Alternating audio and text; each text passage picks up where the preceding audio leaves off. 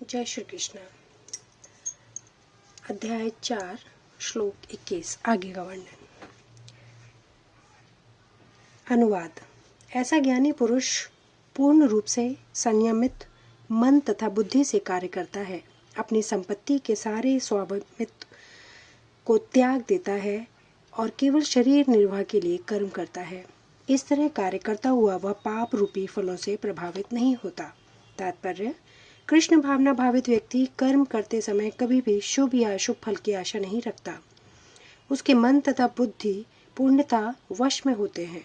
वह जानता है कि वह परमेश्वर का भिन्न अंश है, अतः अंश रूप में उसके द्वारा संपन्न कोई भी कर्म उसका न होकर उसके माध्यम से परमेश्वर द्वारा संपन्न हुआ होता है।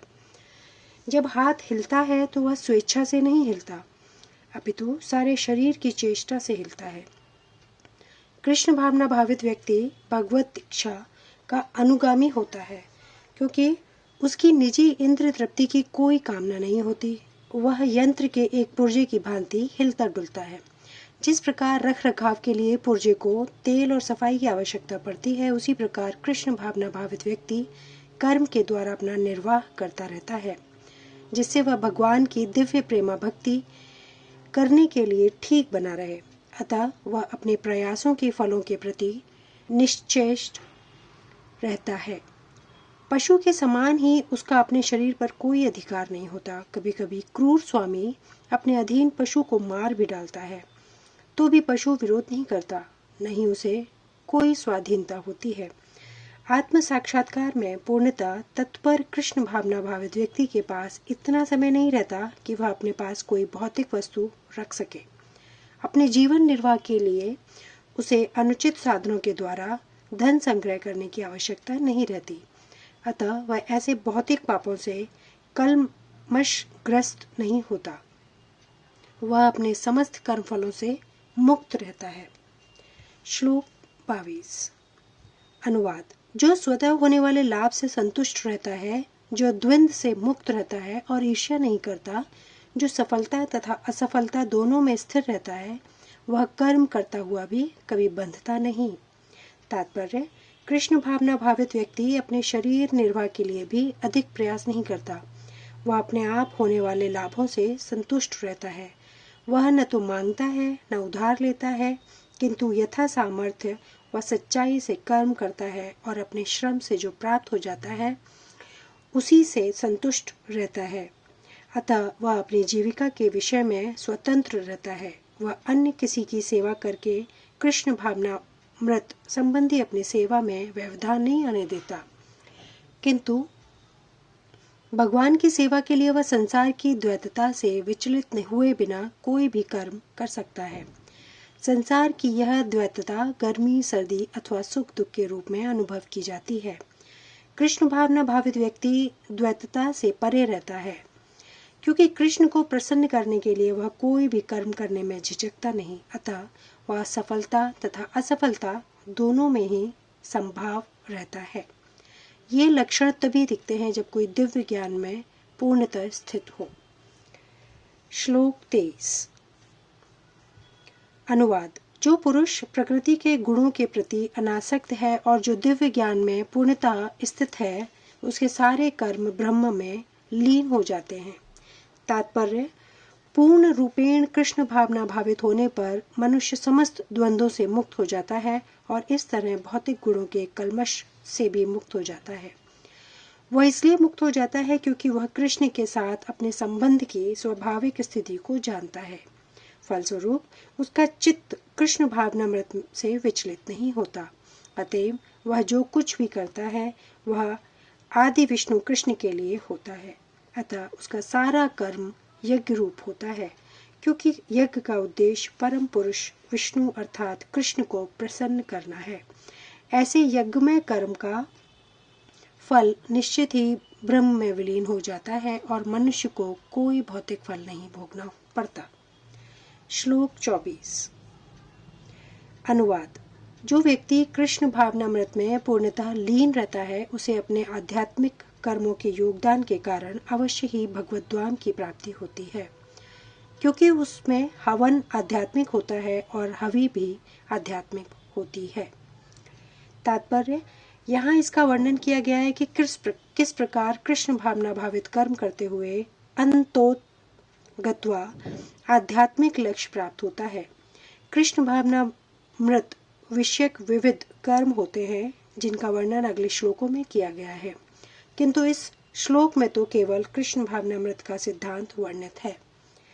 भौतिक कल्मश से ग्रस्त बुद्ध जीव को भौतिक वातावरण में ही कार्य करना पड़ता है, किंतु फिर भी उसे ऐसे वातावरण से निकलना ही होगा। जिस विधि से वह ऐसे वातावरण से बाहर निकल सकता है वह कृष्ण भावनामृत है। उदाहरण के लिए, यदि कोई रोगी दूध की बनी वस्तुओं के अधिक खाने से पेट की गड़बड़ी से ग्रस्त हो जाता है तो उसे दही दिया जाता है, जो दूध ही से बनी अन्य वस्तु है। भौतिकता में ग्रस्त बुद्धिजीव का उपचार कृष्ण भावनामृत के द्वारा ही किया जा सकता है, जो यहाँ गीता में दिया हुआ है। यह विधि यज्ञ या विष्णु या कृष्ण को प्रसन्न करने के लिए किए गए कार्य कहलाती है। भौतिक जगत में जितने ही अधिक कार्य कृष्ण भावनामृत में या केवल विष्णु के लिए किए जाते हैं, पूर्ण तल्लीनता से वातावरण उतना ही अधिक आध्यात्मिक बनता रहता है। ब्रह्म शब्द का अर्थ है आध्यात्मिक। भगवान आध्यात्मिक हैं और उनके शरीर की किरणें ब्रह्म ज्योति कहलाती हैं। यही उनका आध्यात्मिक तेज है। प्रत्येक वस्तु इसी ब्रह्म ज्योति में स्थित रहती है, किंतु जब यह ज्योति माया या इंद्र तृप्ति द्वारा आच्छादित हो जाती है तो वह भौतिक ज्योति कहलाती है। यह भौतिक आवरण कृष्ण भावनामृत द्वारा तुरंत हटाया जा सकता है। अतएव कृष्ण भावनामृत के लिए अर्पित हवि, ग्रहणकर्ता, हवन, होता तथा फल, ये सब मिलकर ब्रह्मा या परम सत्य है। माया द्वारा आच्छादित परम सत्य पदार्थ कहलाता है। जब यही पदार्थ परम सत्य के निमित्त प्रयुक्त होता है तो इससे फिर से आध्यात्मिक गुण आ जाता है। कृष्ण भावनामृत मोह जनित चेतना को ब्रह्म या परमेश्वरोन्मुख करने की विधि है। जब मन कृष्ण भावनामृत में पूरी तरह निमग्न रहता है तो उसे समाधि कहते हैं। ऐसी दिव्य चेतना में संपन्न कोई भी कार्य यज्ञ कहलाता है। आध्यात्मिक चेतना की ऐसी स्थिति में होता हवन, अग्नि, यज्ञकर्ता तथा अंतिम फल, यह सब परब्रह्म में एकाकार हो जाता है। यही कृष्ण भावनामृत की विधि है। श्लोक 25। अनुवाद।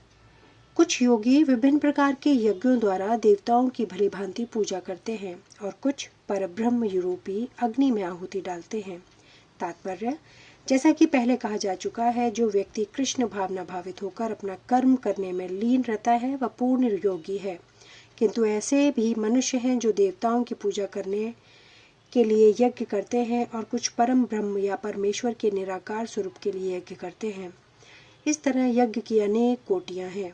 विभिन्न यज्ञकर्ताओं द्वारा संपन्न यज्ञ की ये कोटियां केवल ब्रह्मा वर्गीकरण है। वस्तुतः यज्ञ का अर्थ है भगवान विष्णु को प्रसन्न करना और विष्णु को यज्ञ भी कहते हैं। विभिन्न प्रकार के यज्ञों को दो श्रेणियों में रखा जा सकता है। सांसारिक द्रव्यों के लिए यज्ञ, द्रव्य यज्ञ, तथा दिव्य ज्ञान के लिए किए गए यज्ञ, ज्ञान यज्ञ। जो कृष्ण भावना भावित है उनकी सारी भौतिक संपदा परमेश्वर को प्रसन्न करने के लिए होती है, किंतु जो किसी क्षणिक भौतिक सुख की कामना करते हैं वे इंद्र, सूर्य आदि देवताओं को प्रसन्न करने के लिए अपनी भौतिक संपदा की आहुति देते हैं। किंतु अन्य लोग जो निर्विशेषवादी हैं वे निराकार ब्रह्मा में अपने स्वरूप को स्वाहा कर देते हैं। देवतागण ऐसी शक्तिमान जीवात्माएं हैं जिन्हें ब्रह्मांड को ऊष्मा प्रदान करने, जल देने तथा प्रकाशित करने जैसे भौतिक कार्यों की देखरेख के लिए परमेश्वर ने नियुक्त किया है। जो लोग भौतिक लाभ चाहते हैं वे वैदिक अनुष्ठानों के अनुसार विविध देवताओं की पूजा करते हैं। ऐसे लोग भ्रवीश्वरवादी कहलाते हैं।